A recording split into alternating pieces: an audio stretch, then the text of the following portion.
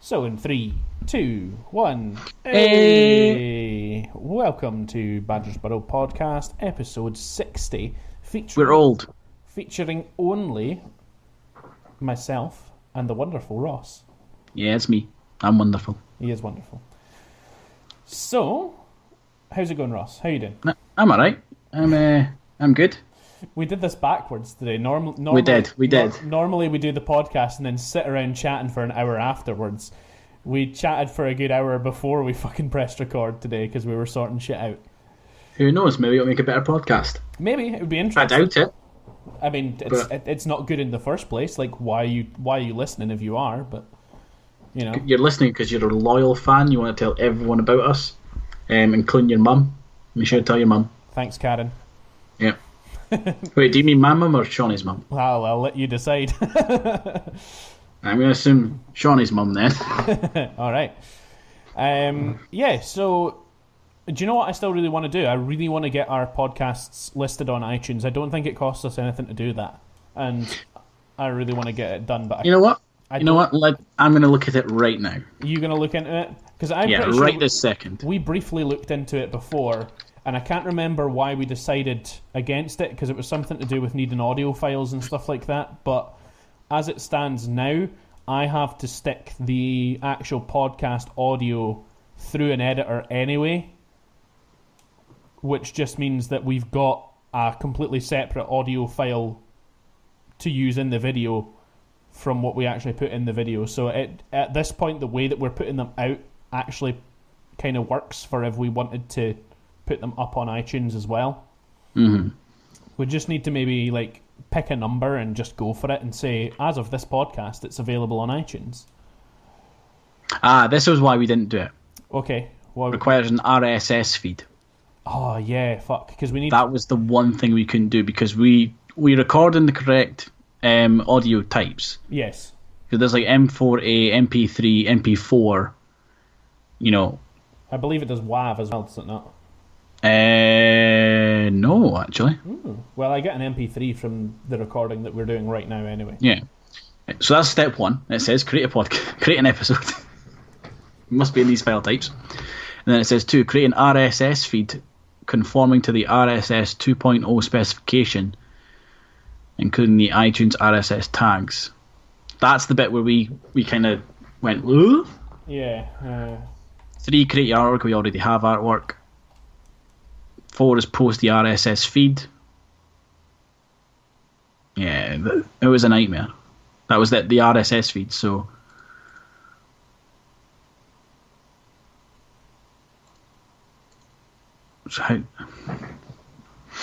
Oh, this is stuff I just don't understand.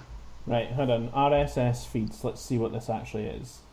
You guys are going to get an insight into Badger and Bahal's behind doors this episode. Yeah, this is what we do. That's very true. To bring you wonderful content.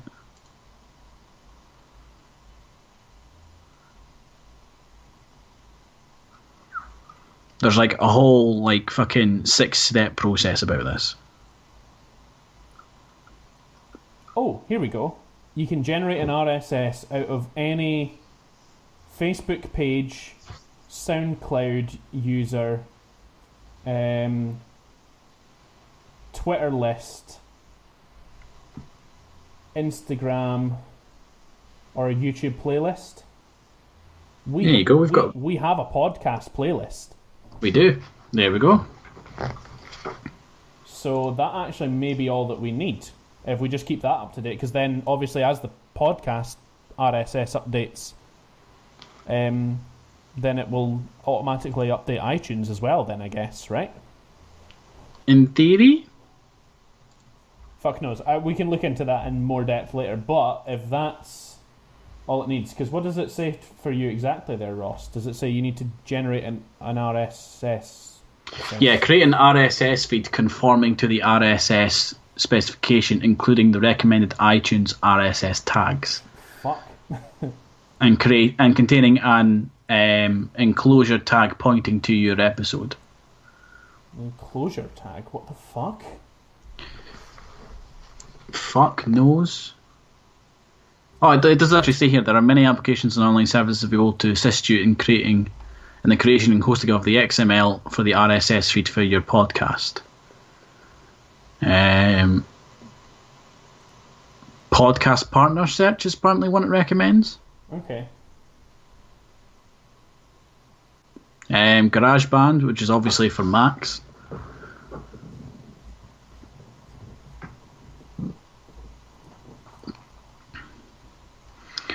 But this is maybe something we can look into later. Yeah. I don't understand what this means. No, neither do I. It's all fucking gibberish to me. Yeah. No, like, here's... Right, so we can register an RSS feed for nothing. Now, I want all this to be in because it's confusing as fuck, right? But the number of RSS we can have is 5. I don't know what that means. Does that mean we can only have 5 podcasts on there? Or 5 different RSS feeds. Yeah, because there's only one feed here. It is just the podcast playlist that's going in. Yeah. So...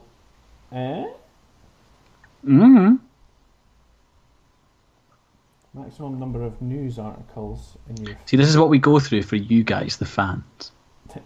We go through a bunch of shit that makes no sense to us. Yeah. You know how you were saying we keep the podcast playlist up to date? Guess who's went on? Just found it's not up to date. Yeah, it's not up to date in the slightest. But you know what, Jamie? It is now. Oh, have you just finished it? I've just finished it. It's up to 59. Obviously, we're recording 60 right this second, so... And of course, it's fucking not in the right order, is it? No. But you know what? It doesn't really matter. No, it does matter. It does matter. It's coming up. It matters to me. It's coming up in order for me. Like when you actually go on as a viewer to look at the playlist, it comes up in the right order. It goes from number 1 right the way down to... Why does number 32 not have a title? I've just noticed that. Yeah, it doesn't. That's really weird.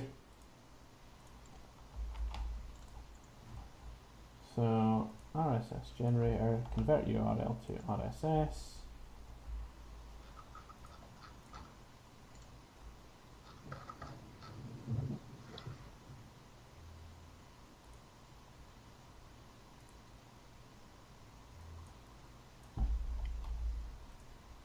Okay, so it doesn't update particularly quickly, this. Right, okay. Because it's still where it was before, at 54, number 54. Yeah, I've just noticed number 53 is also missing. What, as in from the podcast list? Yeah, I've just added it. So it should now be there. Yes, it is. Now to put it in the correct order. 4, 5, 6, 7, 8, 9. There we go. That's counting, kids. It is. Stay in school. Stay in school. Ross, me and you text a lot more than I thought. Yeah? Yeah, I'm looking for something in one of our conversations, and I'm perplexed at how much we've had a back and forth. We do text rather a lot. We do text more than we'd like message on Facebook and stuff like that.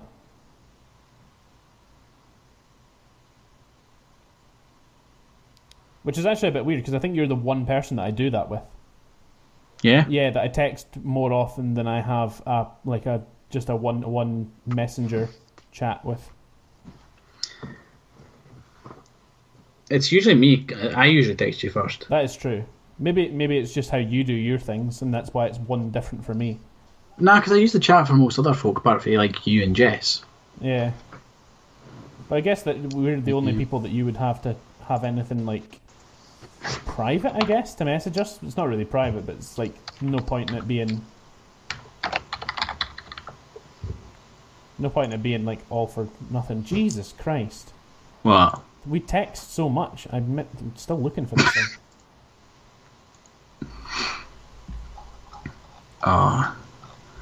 So what's been happening with you, Jamie? And I know I've been with you like fucking all weekend. But... Yeah, you have. What do you mean, like personally, or do you want me to like get the conversation of, hey, we just went to RTX? Fucking anything to keep this podcast going. Yeah, well, we went to RTX. That we did. We had a good time. It was way different than I expected it to be. It was, yeah. It was a lot. It It was busier than I thought it would be, but in terms of like the exhibition floor and that was smaller. Does that make sense? Yeah, that was a lot smaller. I thought it would be not quite Comic-Con sized, but I thought there would be a fair bit of exhibition on the floor. I was surprised that it was quite small. Then again, of course, there is also the thing of that we obviously have the Rooster Teeth is the main thing that you would go there for. Yeah. So it kind of makes sense that it's just kind of all centered around their stuff. And it's also their first year in the UK, so that kind of makes sense that they didn't, spend a whole lot on getting loads of exhibitors to come along and distracting people from the kind of main event, as it were. Mm-hmm. Did you and Jess get to go to any panels? No, Jess and I never went to any panels. We did get to... Oh, what was it we watched on the main stage? Bit of the RT podcast. Because it was like everyone was over there. We went into the shop, which was right next to center stage. Yeah. So you were able to just basically walk near enough to the front. So we saw a bit of that, but no, we never actually went to any like proper panels. Well, yeah. Well, me and Shawnee, we managed to get into, because when the RT podcast was on, and I guess you guys were off doing that and seeing that. Where the Day 5 panel was on, and I theorised at one point that it would be quite quiet because Day 5's a first members only thing, so yeah. I reckoned it would have way less of a following than anything else, but I really, really didn't expect how few people there were in there. Like, we went in and there was probably about 100, maybe 120 rows of seats, like proper long conference rows of seats, and we walked in with like 10 minutes to the start of that panel, and every other panel, to prefix this, every single other panel was capped out. Their lines were completely capped out at least 2.5 hours, sometimes 3 hours before the panel was due to start. Yeah, it was fucking busy. It was really fucking busy, and the panels capped out really quickly. There was a couple of panels that got capped out almost immediately just with VIP members. Yeah, Always Open fell victim to that, and I saw a lot of folk bitching about that as well. Yeah, which, to be fair, we kind of... I'll hold my hands up. We did bitch about it a lot. We did. But at the same time, we accepted that it was... First year con, essentially, first year exhibition. It has its flaws. They managed to fix quite a lot of that in day 2. Like, I think that was maybe because they had less attendees in day 2, though. Absolutely, they did as well, yes. But they did manage to fix things, like the way that things were run and the way that things were marked out were way clearer. All the Guardians were way more on point in day 2, and I think that, like, generally speaking, they managed to get a lot of the niggles and a lot of the problems that they had with day 1 really, really, really ironed out for what they could do at short notice by day 2. So I found that very impressive, and I do tip my hat to them. I think they did a really fantastic job, and I do want to go out and say thank you to the Guardians that came out and did that, because holy shit, like... That is not an easy job. That's not an easy job, and holy shit, you guys are so necessary. So thank you for essentially giving up a large part of your RTX experience, especially the first one in the UK, for providing such a good experience and a happy experience for everybody else. I know that it won't just be me that will say that, but it is an appreciated thing that they do. So, but yeah, it was really cool. There was a lot of really cool games there. It totally, like, they were essentially, like, I call them sponsored by, but they were maybe in partnership with Nintendo Switch for, like, getting the conference, because, like, there were Switches everywhere, and even the RTX lanyard, like, has Nintendo Switch logos all over it as well. So it totally inspired me to buy a Switch. I have bought one now. It's really good. Kind of not what I expected, kind of better than I expected in some ways. Overall, it was good. But that Day 5 panel was really, really cool. Got to see Joel, Chris, Aaron, and fucking Josh came on a little bit halfway through. I believe he came like from hospital. I don't know what the fuck he was doing, but I believe he came directly from hospital for whatever reason, which was a bit strange. But it was just a smidgen. Just a smidgen. But it was really cool.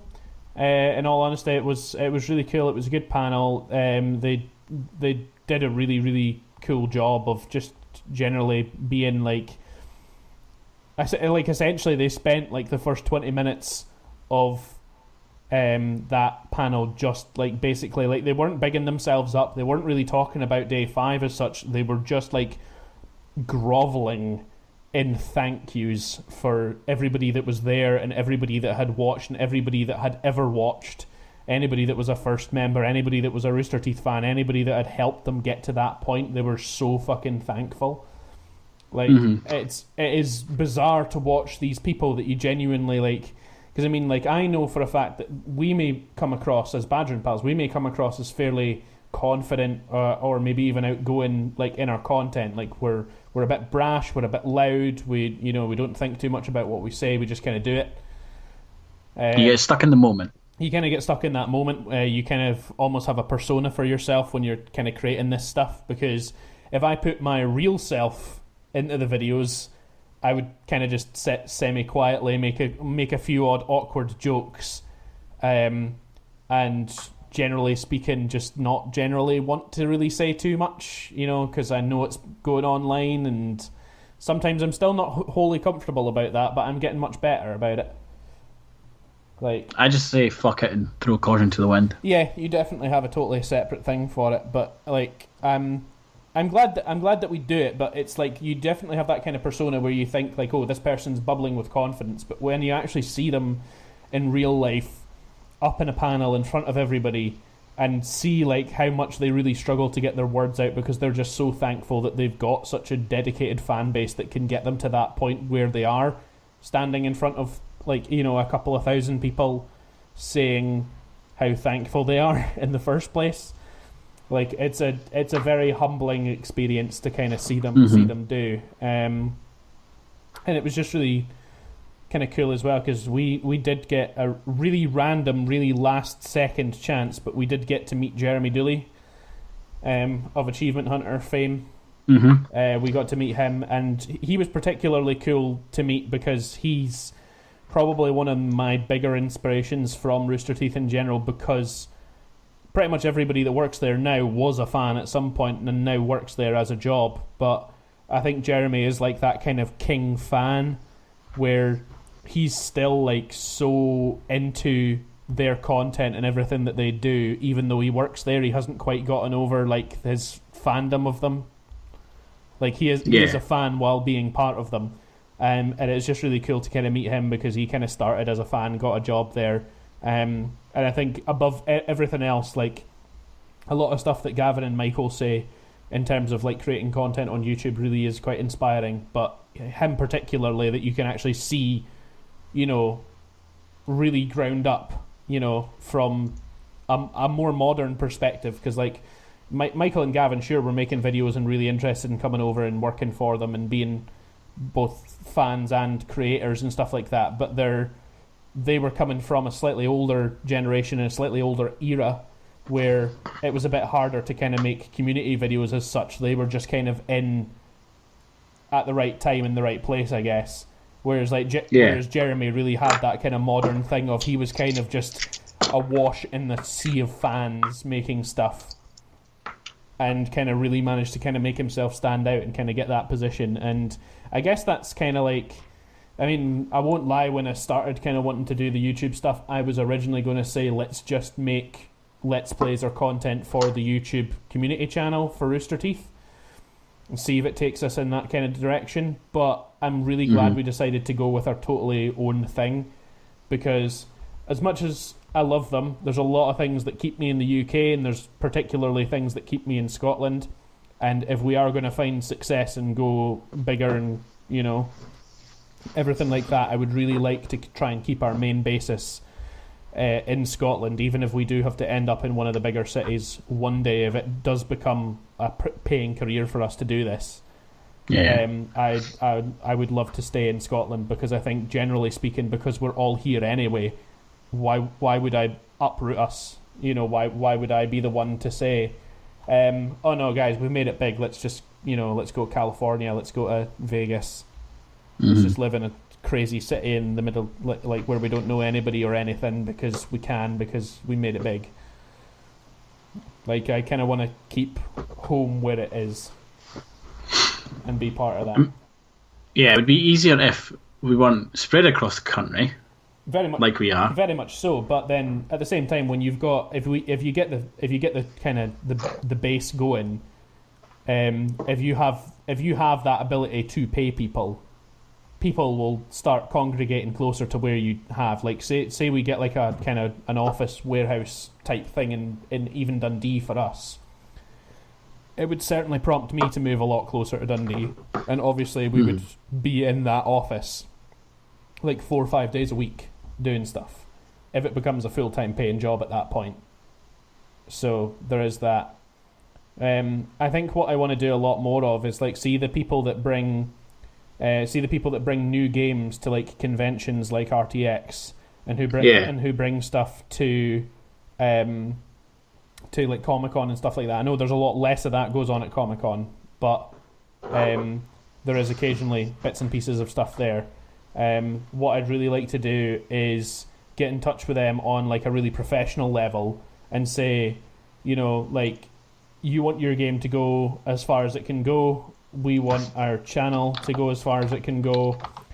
If you can, send us your build of the game that you've got to demo to people. We'll play it, make a video out of it. We'll put that online and get people to come and check your stuff out. And then obviously in part you have then got online content of your game that isn't just a trailer, that isn't just developers playing the game, it's somebody else playing your game. So, game developers, if you're out there, what Jamie's saying is hit us up. Send games. We will make videos of the game, and doesn't matter what it is. It could be fucking. What are those like Japanese comic ones that are like like dating sims, but not like they're freaky? Oh, like the cat dating sims and. Yeah, we'll even play that. Yeah, Shawnee did play that. Shawnee did play that. Yeah, that's why we have her. Yeah, to play weird stuff like that. Like, I think that's something that like I quite like talking to. Do you remember the guys that were that had that Civ game, Living the Deal or something like that? Yeah, was that Living the Dream? Living the Dream. Great game, by the way. You should check it out. Yeah, it was basically kind of like The Sims combined with sort of like a business tycoon simulator sort of thing. So like you had to manage your own lifestyle and a business lifestyle. You had to like make rent. You had to make food. But then at the same time, you're starting to you're trying to create your own business network. Like kind of become part of a business or start your own and get traction on that and become like multi-billionaire is kind of the end game for the whole thing. But it's a lot to do with like managing your own lifestyle versus your home life, and just it's literally kind of like real life with your work life as a simulator. It was really cool to check out, and I had a good chat with one of those guys there, and he was like he asked me a really good question. He asked me, what kind of games do you regularly play? And I couldn't actually answer that question with a genre type because as a group, we play so much. We play so much, and even myself, I play a lot of games that are very, very different. Because like the ones that I'm playing the most right now, I would say Legend of Zelda: Breath of the Wild is like my big sort of single player game that I've gotten into now because I've got Switch, and it's very sort of Skyrim, sort of that kind of thing. It's massive open world, loads of shit to do. You can kind of do stuff in any order you like. It's all about exploration. It's all about going out of your way. It's all about figuring stuff out for yourself. And the mechanics in that game, I am fucking blown away with, because that game's like, I think it's like, fuck. I actually want to get this math right. So hold on. Jamie, can I interrupt you for just a second? Absolutely. I need to look something up anyway. So. Right. You were talking about like what you want to do with the channel and stuff like that, right? Yeah. Go ahead. I've just had a look on our store, and I have just seen the near enough perfect fucking. Remember, we had the new logo done, and it was the circle with the badge in the middle and the pals around it.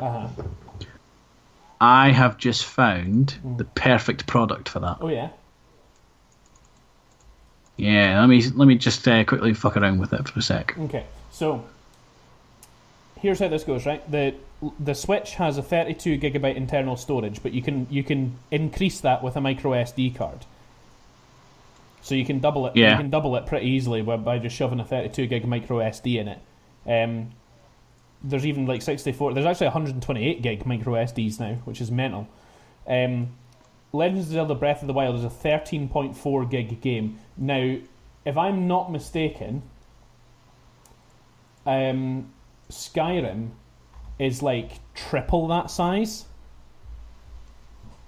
if not even more. Like, it's a massive game, especially with all the DLCs in it. It is huge. But yeah, it's a big game. But I like the way that like the environment actually kind of like reacts sort of like you would expect it to react in Legend of Zelda. Like, I am blown away by the physics engine in it. Like, if you can basically climb any surface, any rock face that you can find, you can climb. Obviously, at the start of the game, kind of like I'm not very far in at all. So, like at present, it's not really very high or very fast that I can climb because I run out of stamina before I even get halfway. So I've got to kind of climb clever and not climb too high, not climb too fast or anything like that to actually make it to the top of stuff. And yeah, what I'm totally blown away with was like literally just as I was playing like a little bit earlier on today, I was climbing up a rock face and it started to rain, and there was just this tooltip that came on the screen that said rock faces become really slippy when it's wet or when it's raining. So watch out for that. And then just as I'd finished reading that, my character started slipping down the rock face, like nice. With the rain, and I was just like, holy shit, the level of detail in this is incredible. And like, yeah, the game world is way bigger like than standard size Skyrim's as well, I believe. Like, it's like double the size or something like that. It's massive. Fucking hell. And like, it's really cool that like in a game of that scale, you can get a torch, you can set it alight, you can go up to a patch of grass and just set a fucking forest fire off. Nice. You can just get that going. Like, it appeals to me already. Yeah, it's phenomenal. Like, it's really, really good. And even if you're not a Legend of Zelda fan, I think you would enjoy the game because it's not built like any previous Legends of Zelda game that I've ever played. Like, it's very free form. It doesn't hold your hand at all. It explains some really, really basic stuff as a starter and kind of keeps you within a fairly... It's a massive area, but a fairly small area in comparison to the rest of the map to kind of start you off with. It's kind of like, stay here and do these things first. And it kind of forces you to stay there because it like the only way you can leave is like by climbing down or trying to jump down, and you'll either way you'll just die because the plateau that you start on is just so high off the ground. And you need to get the glider, like the little kite that you can use that you've possibly seen gameplay of. You need to get that to actually get yourself down onto the ground without killing yourself. So to get that, you need to go through like some initial trials, and they like those kind of things like re-explain how the game works and shows you how to kind of manipulate the world around you and stuff like that. And you're given a really good set of tools like straight away. And then after that, it's just kind of like, it's even worded in the game like this. It's like, I would suggest you go here, but it's very much implied that you do not have to do that. You do not have to go there. You do not have to do... So it kind of gives you like quite a bit of freedom. Yeah, like as soon as that first bit of the game is done, because you can even do that first bit in whatever manner that you find works for you. Like if you find that you can do like bits and pieces like straight away, just go and do them. Like if you find that you kind of need a bit more practice or to get like, you know, to kind of figure out how stuff works before you do it, then you do that as well. Like I was figuring out how stuff worked alongside the game's tutorials and trying to kind of go through the game the way it was sort of signposting you, but it doesn't make it too obvious either that it's doing that. It makes it very, very free form. So some of the stuff I figured out on my own, some of the stuff's been given to me through tutorials, But for the most part, I'm somewhere kind of in the middle of being led and completely figuring it out on my own. And at this point, I'm now far enough through like the main story as such. Like if you follow the main story, it kind of shows you all the massive major parts of the game that you'll kind of need to know and need to do. And I'm through to the part now where I can now trade freely with all merchants. I can now tame horses in the wild. I can hunt and cook my own food. I can, kind of take care of myself at this point. I've got some semi-decent equipment. And so at this point, going forwards, I don't need to think any longer or harder about it. I'm just going to kind of go forwards, and that'll be that.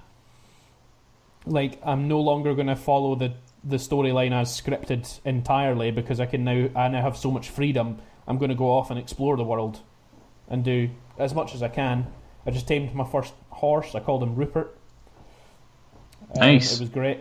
But yeah, the game's like huge and massive, and it doesn't really tell you that anything of these things is going to happen. Like, I found myself a couple of times just genuinely doing something, and then something would happen as a result of it, and I would just go like, oh, that's how that works. Now I can incorporate that into how I play the game. Like, at a very early point in the game, there's this sort of like goblin-style camp. It's got a couple of explosive barrels, and there's a few like rocks and a fallen tree at the top of a cliff above it. And completely by accident, I was just kind of like pushing my character towards the rock, and I was like, I'm going to stand on top of the rock and get a really good look at the camp and try and figure out how I'm going to attack it, because my equipment's not very good and I don't want to die, so I want to make sure I do it right. Because I've not got very much life either yet, like none of the upgrades are unlocked, so I better be careful. And I kind of pushed him into the rock, expecting him to climb it, and he actually started to try and push it like a boulder.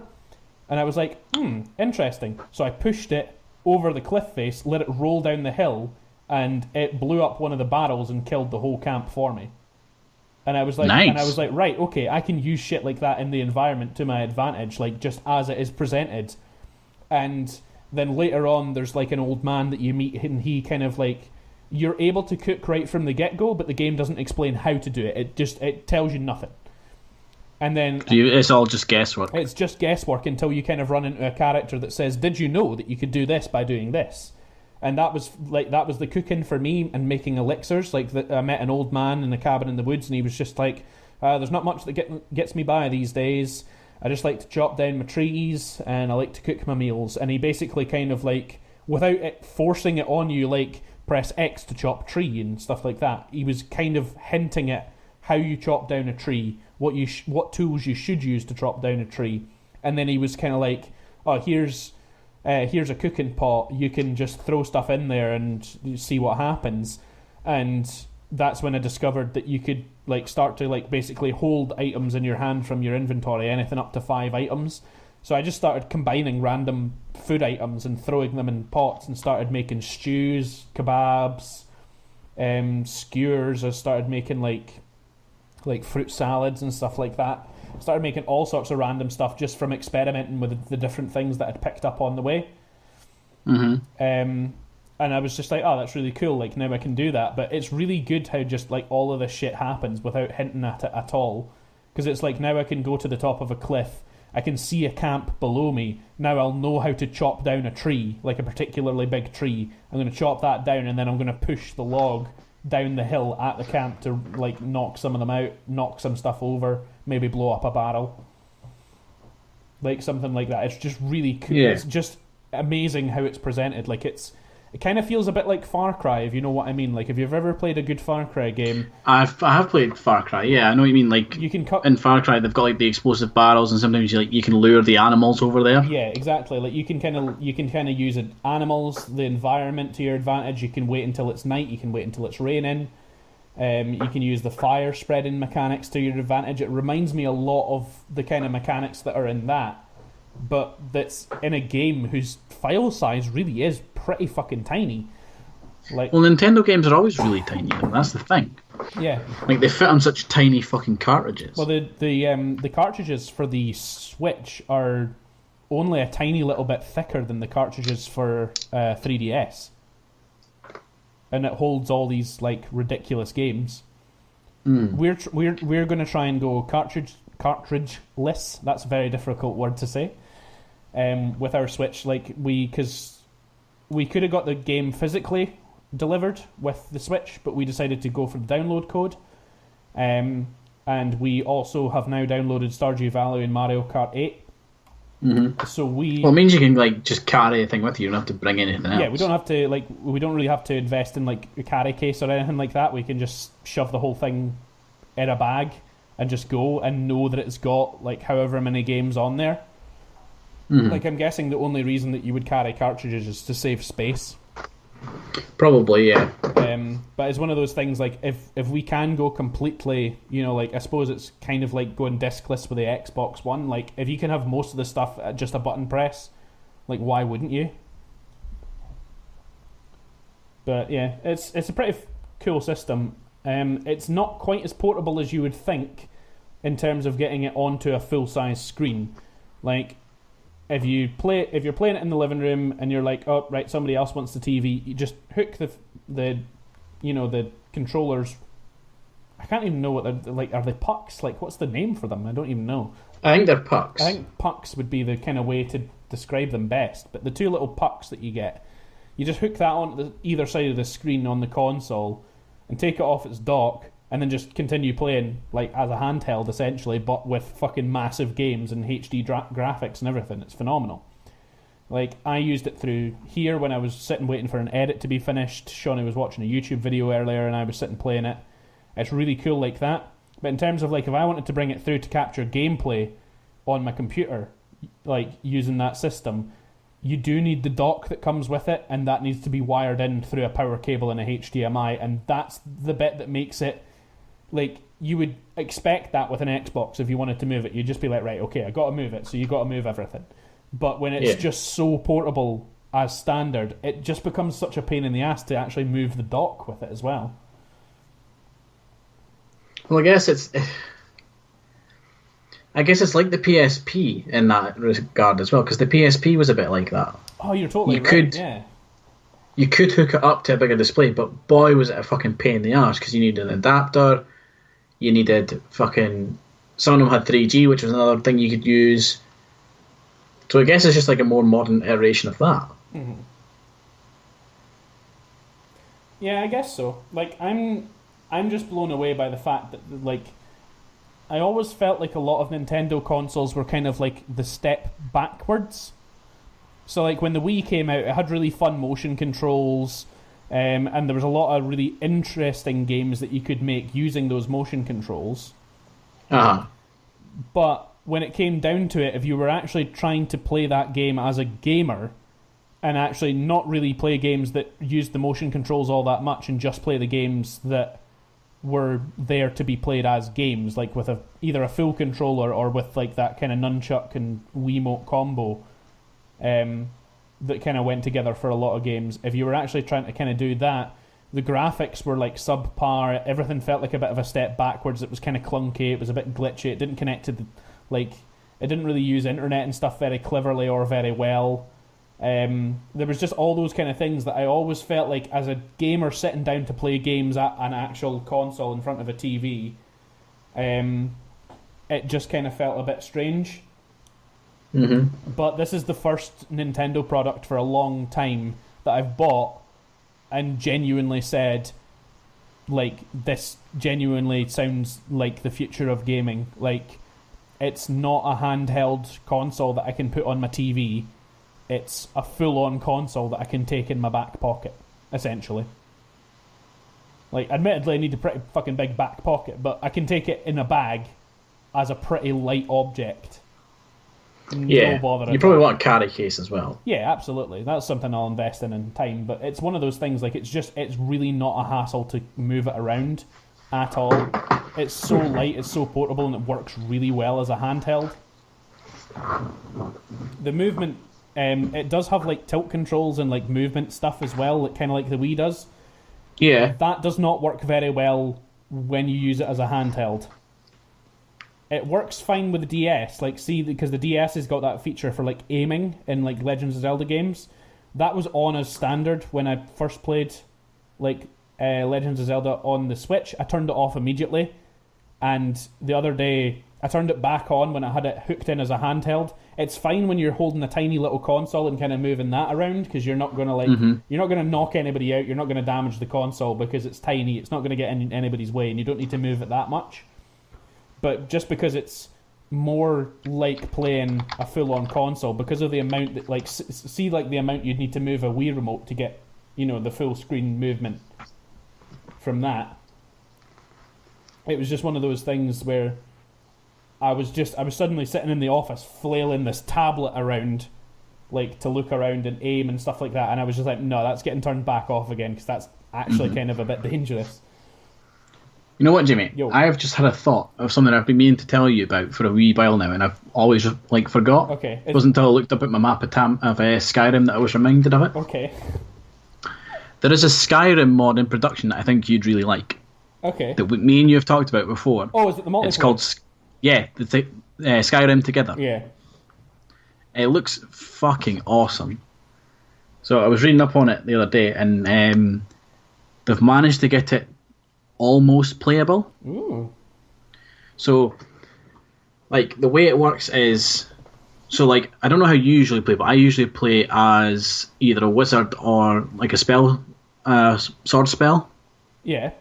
Mm-hmm. The way combat works is, say me and you, we party up and we go into a dungeon. Mm-hmm. It will spawn the enemies in the dungeon for each of us. Mm-hmm. So say if I was to walk in alone and there would be 3 Draugr, they will spawn at my level. You then come in, another 3 Draugr will spawn at your level. Right, okay. To make it more difficult, because there's obviously more players. Yeah.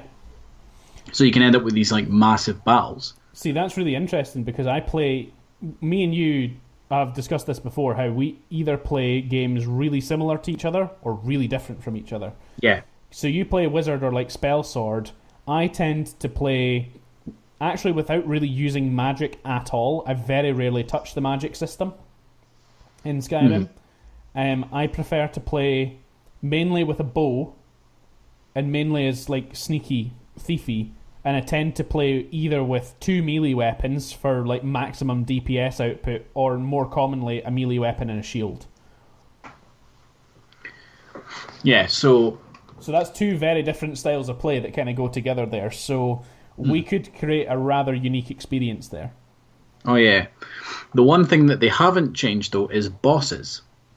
So the way a boss works is, say you get to the end of the dungeon and there's a named boss, one of the fucking dragon priests or whatever. Yeah. There will only be one of him or her, and they will be at the level of the server host. Okay, that makes sense. So, say me and you are playing on a server that's not being hosted by either of us. The server's being hosted by someone else, and they're level 60. That boss will spawn at level 60. So we could be level 5 trying to go up against it. Yeah. And there's only one of them per sort of day. Right. So they only spawn once. Yeah, and that kind of makes sense as well, because obviously, as a multiplayer thing, with having multiple people going through the world, you need a way for everybody to be able to take out the bosses as they need to. But obviously without making them ridiculous. Yeah. Stealth, apparently they got that working. Apparently when you're sneaking, if you are detected, your party members will not be detected unless the NPC can actually detect them themselves. Okay, so they've gotten a lot of the kind of initial bugs with taking a very, very single player experience into a multiplayer experience. Yeah, so say me and you are sneaking through a dungeon and you get spotted, as long as I've not been spotted, I'm still hidden. And I still got all the bonuses from it. They've sorted things like chests. That was apparently a problem. So say you went and opened the chest and you took all the loot, I could then open the chest and take all the loot as well. Okay. They've synced it up now so that the loot is the same for both of us, and if you take, say, the sword out of the chest, I can't get the sword because you've already picked it up. So you can pick up the potions and the bow or something like that. Exactly, yeah. There is a couple of things they've not figured out yet, so how distance works. Because it sort of spawns more enemies based on how many players are in the game. Say you went to fucking Solitude and I went to Windhelm. and then me and you went into a different dungeon, we would have to deal with double the amount that we would normally have to deal with. But even though we were just playing ourselves, that's really interesting. Yes. That's really, really interesting though, because that opens up a dynamic that I never even thought about. Because Skyrim's got that big civil war going on. Mm-hmm. You could pair yourselves so that you would fight one on each side of the civil war. Yeah, I don't know how that would work though. Because then you'd be fighting against the other player constantly. Yeah, but the missions are different, so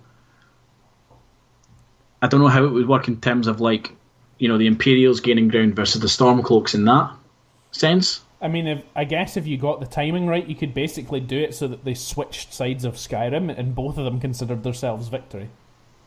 Possible, yeah. But they say they've still got a lot to do, armor. When you put that on, apparently sometimes it desyncs, and you, I could be wearing dragon armor, and you would just see me standing there with a smile and a loincloth. Well, not the first time, though. No, but let's keep that off the podcast. But no, I was checking it out, and it looks really fucking cool, and I can't wait for them to be finished with it. I think that'd be really good. Is it going to come to the Xbox for the mod scene there? I don't know. They haven't said anything about that, so... Because there's a surprising amount has come to the Xbox, things that I didn't actually expect to do. I thought maybe those tiny little DLC, not DLCs, sorry, but little mods and expansions and things that people had kind of put in the game, minor changes and stuff like that. I imagine, yes, Xbox can probably handle that, but I never think about taxing it like you would tax your PC by they've brought out the complete overhaul mods into it. They've brought out the texture overhaul mods and stuff like that. They've brought so much to the Xbox that I really didn't expect, and I'm stunned that people's Xboxes can actually run the game running some of those mods. I mean, I imagine they'll probably get it on working on the PC first, get all the bugs figured out, and then look at porting it over to the Xbox. Mm-hmm. Ever, to be fair. Ever, yeah. But, oh wait, what was this say?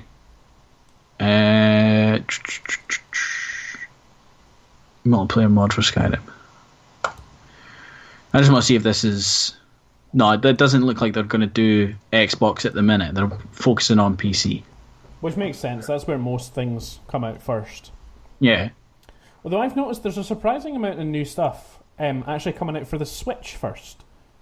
I don't know if... You said that at RTX. Yeah, there's, because quite a lot of the stuff that we were walking around, admittedly, again, kind of partnership there between Rooster Teeth and Nintendo Switch there, but there was a surprisingly large amount of games that people were saying is either coming out for the Switch first or is getting Switch editions.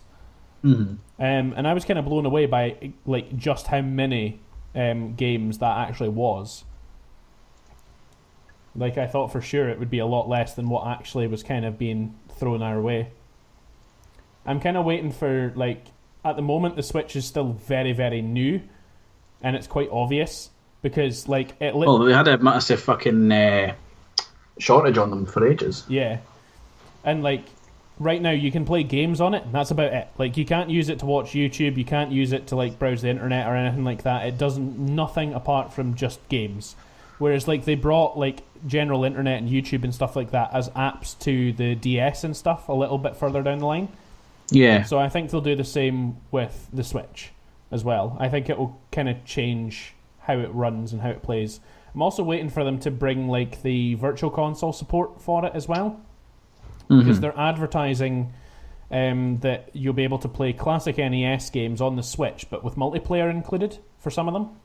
Ooh. So they're gonna change and remake some of these classic NES games and kind of modern up how their stuff works and include multiplayer and stuff like that. So I think a lot of that stuff would be cool. I'm just personally waiting for some of the old NES and SNES games that I've wanted to play for a wee while that have been on Wii Virtual, they've been on the Wii Virtual Console store for a while, and some of them are on the 3DS Virtual Store, but I don't want to play them on old consoles or on a handheld.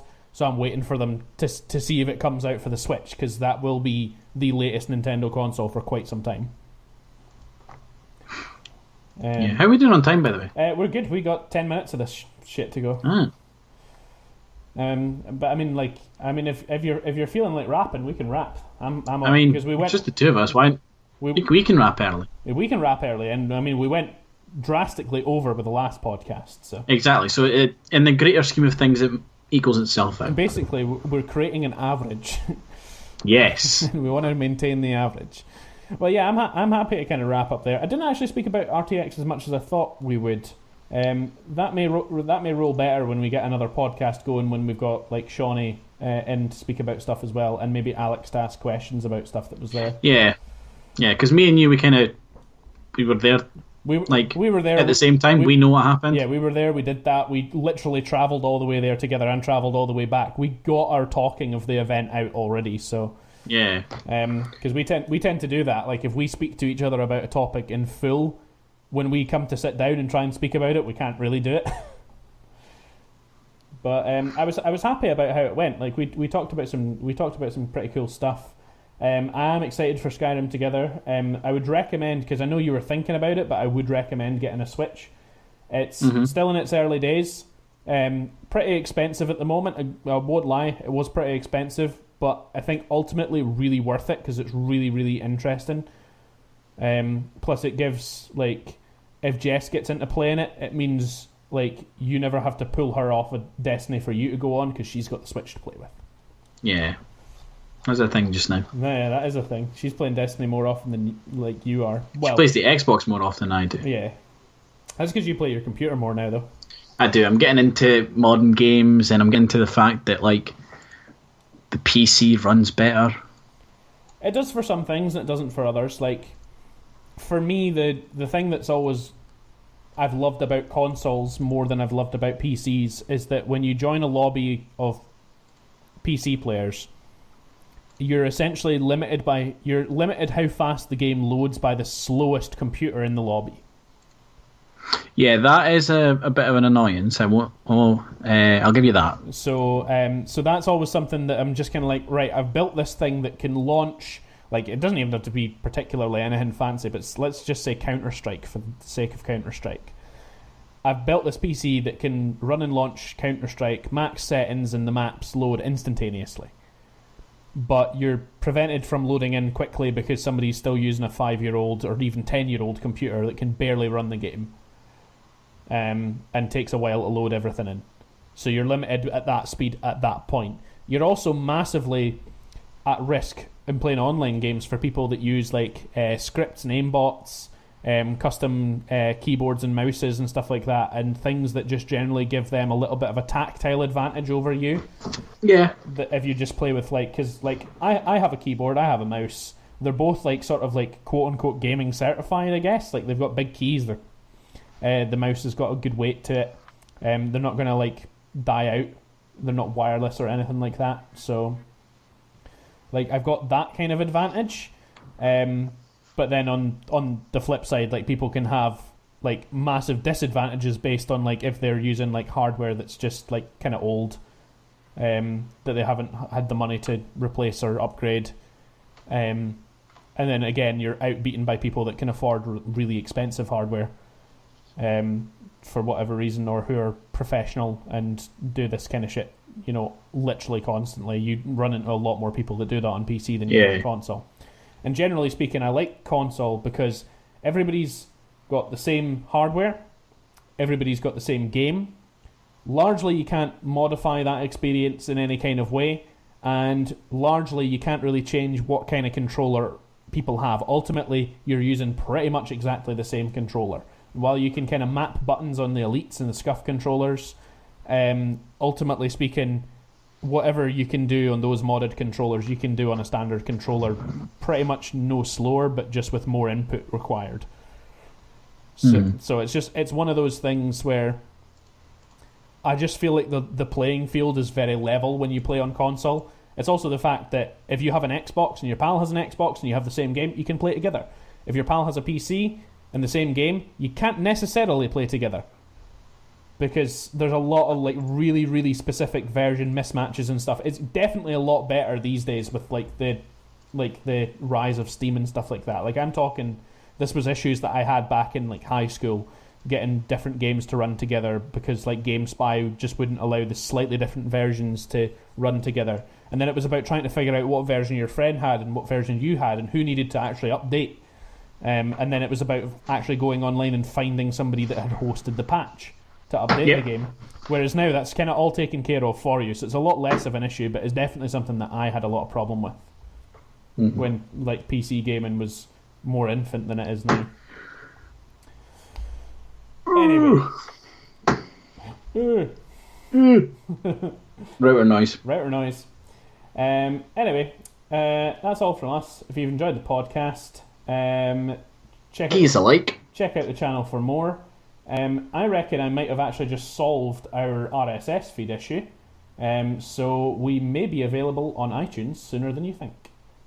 So check out there. Don't hold your breath though. And I said no. Don't do it. All right. Bye guys. Bye.